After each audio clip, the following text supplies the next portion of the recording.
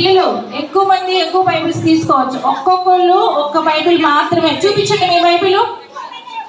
ఒక్కొక్కళ్ళకి ఒక్కొక్క బైబిల్ ఉండాలి. అందరూ క్రౌన్స్ పెట్టించుకోవాలి. ఎవరైనా క్రౌన్స్ మిస్ అయితే అడగండి, క్రౌన్స్ పెడతారు. దించండి, బైబిల్స్ పెట్టండి.